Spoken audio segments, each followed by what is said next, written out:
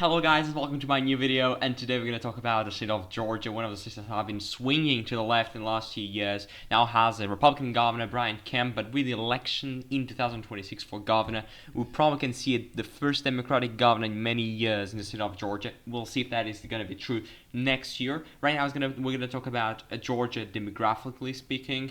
Can the Democrats make it a more democratic state, because they won in 2020 with Joe Biden by only 11,779 votes, the infamous margin that Biden won it in 2020. But right now it was only very close. It was like 0.3% or something. They want to get a better margin. They want to be ahead. They want to make Georgia, like in the Sun Belt states, more democratic.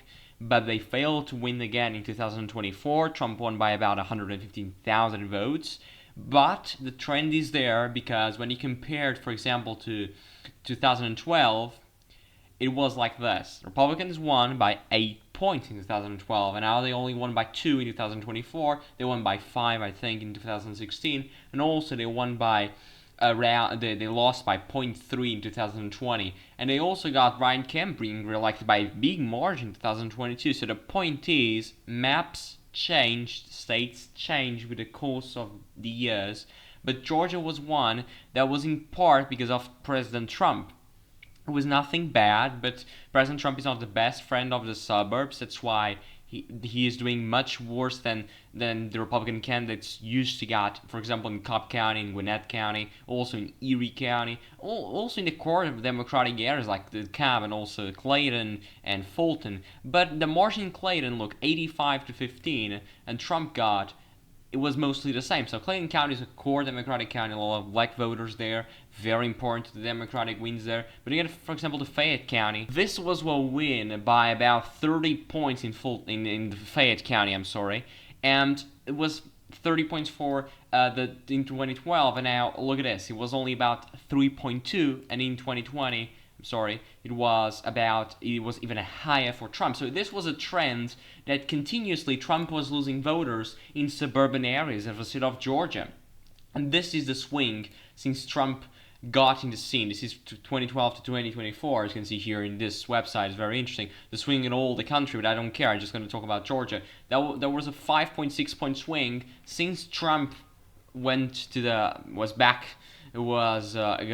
basically the Republican nominee in 2016. The last previous election without Trump in the ballot was 2012, as you know. So this was the swing. You can see here Trump did better in most of, if not all of them. You can see here, this is a black belt. It's a very and you go from here to here, there's a lot of black voters, majority counties. That's why it's so democratic, and I'll not say so democratic, I'm going to say more democratic than like you go, for example, this northern part of the state, which is very Republican. This is not a percentage each candidate got. This is just a swing, okay? From the 100 and something counties of the state of Georgia, 122 shifted to the right, but 37 shifted to the left, and those are one of the biggest counties in the state of Georgia. You can see here, for example, Savannah, 6 points. You can see Augusta, 2.3. You can see Muscatine, Columbus, 2 points. But then the point is, you want to get to this part, this is Fulton. It's Fulton County, Atlanta. It's the Cobb County, Gwinnett County, Cobb County, Cherokee, Forsyth, Holt County, Fayette County, Erie County, Newton County, Rockville County. Those are the big counties around Atlanta metro area that shifted to the left, and many of them flipped as well. But in this, you can go, for example, to Fulton County. It's the biggest county. 10% of the whole population of Georgia lives right here. Is where Atlanta is located. 15 points to the left in only 12 years. And that was impressive. Then you go, for example, to Cherokee, 19. Gwinnett, 26. This is the suburbs. Gwinnett and Cobb are the biggest factors for the Biden win in 2020. Because, for example, look at here. Clinton won in Cobb County by only 2 points, 2.1 points if you do it precisely. But then Biden came in 2020 and won it by 14. So from 2 to 14, that's a 12-point shift in only 4 years.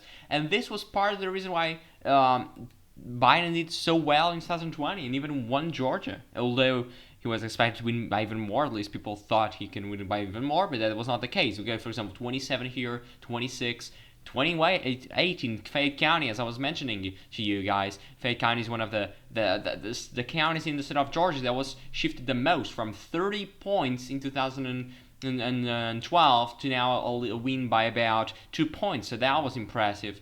Even if you may disagree or agree with most of the candidates, but you need to agree that that is an impressive margin for the Democratic Party. And you go all the way here. This here, I'm sorry, just trying to find it.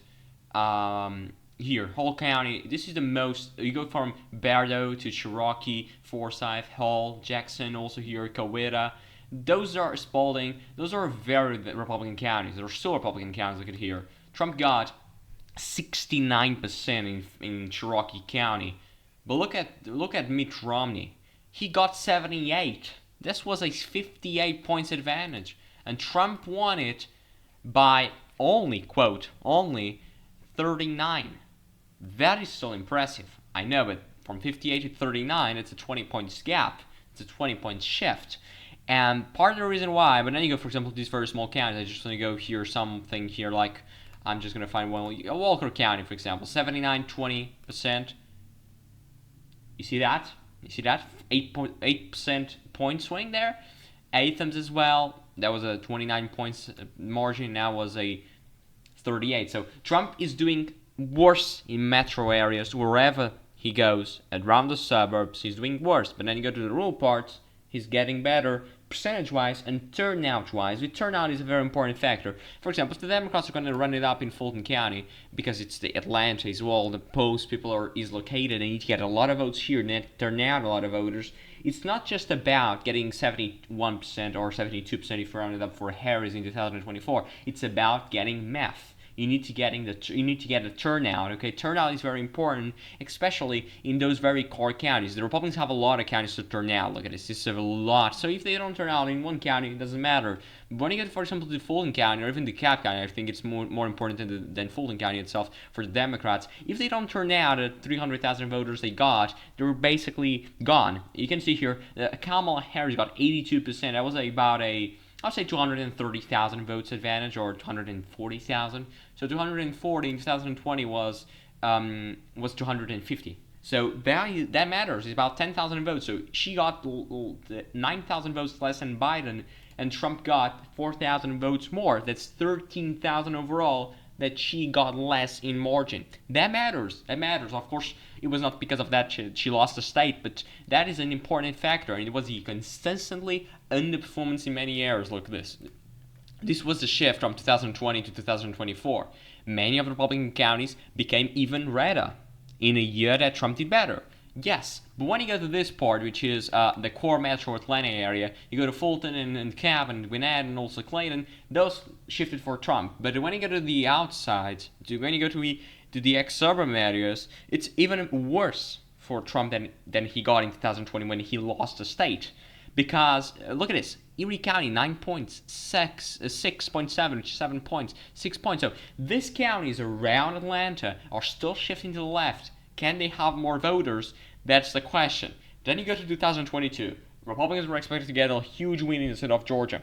Also, Herschel Walker to win for Senate. He didn't win. He failed to win. He lost in the first round, and then in the runoff, he lost again to I think it was Raphael Warnock. Yeah, Raphael Warnock. So he lost, even though people thought she's going to win. People thought he's going to win, and he didn't, okay? He didn't. And the point was, Brian Kemp did an amazing job. Almost 300,000 votes in Georgia. And it was about 8 points. 8 points. It was 7.4. So why? Because of Cobb County. It's not just because of Cobb, but it was in part because of Cobb. Because Biden won by 14, I think. And Brian Kemp lost by 4. It was a 10 points overperformance than in comparison to 2020 with Trump. So Brian Kemp is better in the suburbs. You go to Gwinnett, same thing. Look, 10 points, Trump 16. So you're getting the margin, 6 points better in Gwinnett. Because if you go to Fulton, even though he did better, it's not in Fulton that he's getting the margin. It's not in the Clayton County. Because in Clayton County, in fact, he did worse than Trump. But it's in the core metro area of Atlanta where the Republicans did so well, like in previous years with Mitt Romney and also John McCain. And Trump now is antagonizing, is is getting those people not to vote, and that is bad for the Republican Party. The Republican Party should get a better turnout of the voters in the suburban voters, like Len Youngkin did in 2021 in Virginia, and I expect if he was the candidate this year, of course he can't be because of the Constitution of Virginia is very clear on that.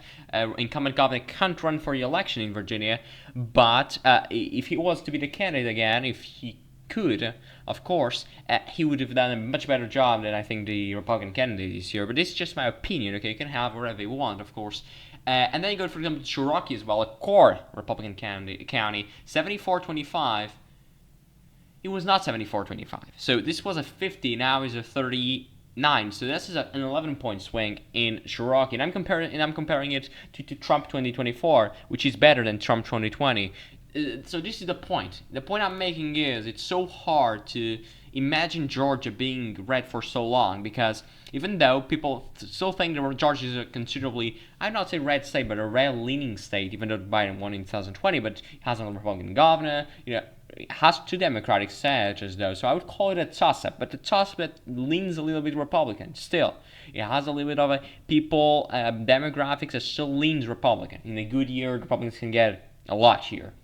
Big margins, like 8 to 10 points. You cannot have that in Pennsylvania, although Josh Shapiro got that in the gubernatorial race, much more than that, but that was a different because at least people thought the Republican candidate, Doug Mastriano, was not that great. But that's just a topic for another conversation. I'm not saying anything. I'm just saying that people thought that.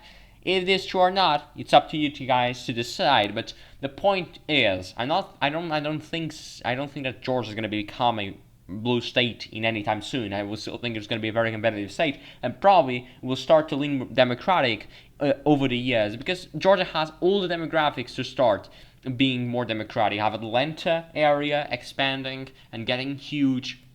Probably the Democrats in like next 4 years with J.D. Vance, for example, in 2028, they can win a Fayette County. I'm just gonna move on to this because this one is better.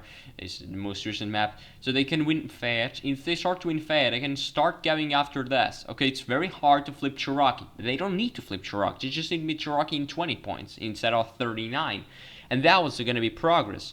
And Harris lost in part because of the lack of turnout in black voters across Atlanta, and also in this very important part across this part of Georgia is a very lot of concentration of black voters, and they are a lot of Democratic voters out there, especially right here. Without this county, Dougherty County, Biden would have lost the 2020 election, like you can see here.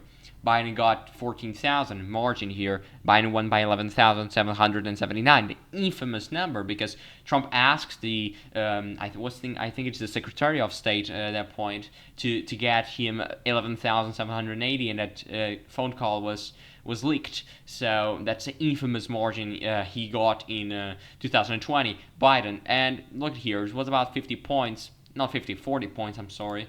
40 points now, it was about 42.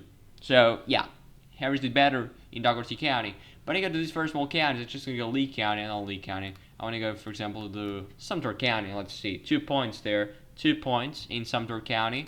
Here it was 5 points. So you're guessing. It doesn't matter. It's 3 points in a very small county, but it's a lot of black voters. They didn't turn out for Harris in huge numbers like they did for Biden in 2020, although Harris is black, which is a little bit of a curiosity in some terms, but it's interesting to analyze, and we'll see. We'll see if Georgia will flip quicker than I expect. We'll see in the 2026 midterms. John Ossoff is running for re-election. Yeah, I think he's going to run for re-election. At least he's the incumbent senator there in Georgia, and I do think he's going to win, especially in a very Democratic year. At least we expect everything to be Democratic next year, but we'll see. I just want to say that I'm sorry for being so late at this point to say this, but I just have the opportunity because the other video is already recorded.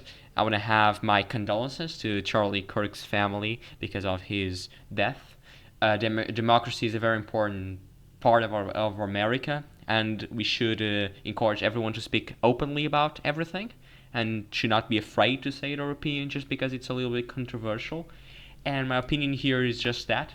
It's always bad to see someone dying because of speaking wherever they want.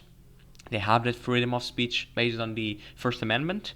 I want to say again, condolences to the Charlie Kirk's family, and I hope we cannot have these things again in America. So this is the video, guys. I hope you liked the video, and don't forget to subscribe and leave your like, and we'll see you next. Thank you.